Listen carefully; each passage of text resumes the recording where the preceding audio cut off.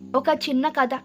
ఒక కారు తయారీ కంపెనీ యజమాని తన కంపెనీలోని ఒక ఇంజనీర్కు ఒక మంచి కారును డిజైన్ చేసి తయారు చేయమని ఒక పని అప్పజెప్పాడు. ఆ ఇంజనీర్ ఒక అద్భుతమైన కారును తయారు చేసి సిద్ధంగా ఉంచి యజమానికి కబురు పెట్టాడు.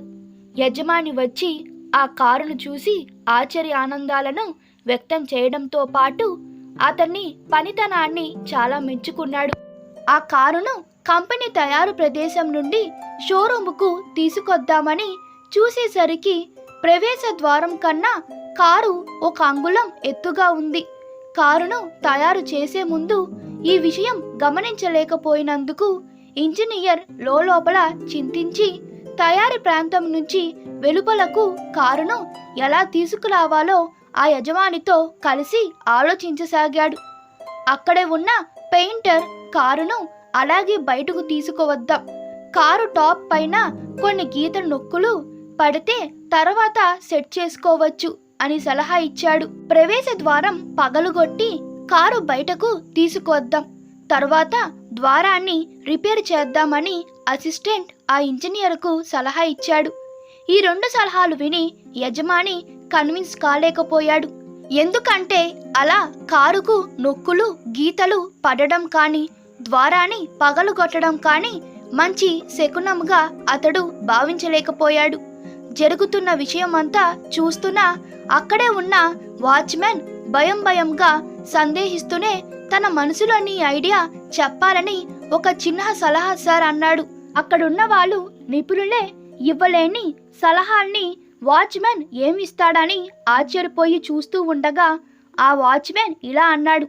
కారును బయటకు తీసుకురావడం చాలా ఈజీ సార్. కారు ద్వారం కన్నా 1 ఇంచే ఎత్తు ఉంది కదా సార్. కారు టైర్లోని గాలి కొంత తీసేసి బయటకు తెచ్చి తిరిగి కారు టైర్లో గాలి నింపితే సరి అన్నాడు. వాచ్మెన్ సలహా విని అతని అభినందిస్తూ అక్కడున్న ప్రతి ఒక్కరూ చప్పట్లు కొట్టసాగారు.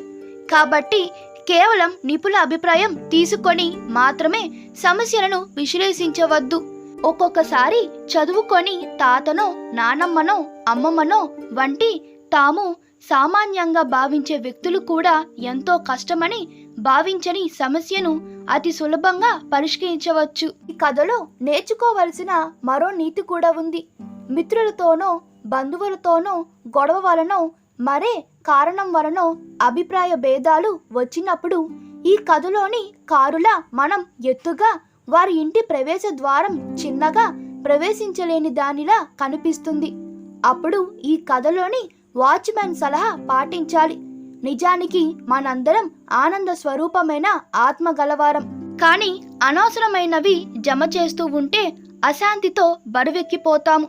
ఈ చెత్తనంతా తొలగించుకుంటున్న కొద్దీ ఆనందంతో తేలికైపోతాము. ఈ కథ మీకు నచ్చినట్లయితే మీ అభిప్రాయాలు కామెంట్ తెలపండి. Please like, share and subscribe to my channel. Thank you.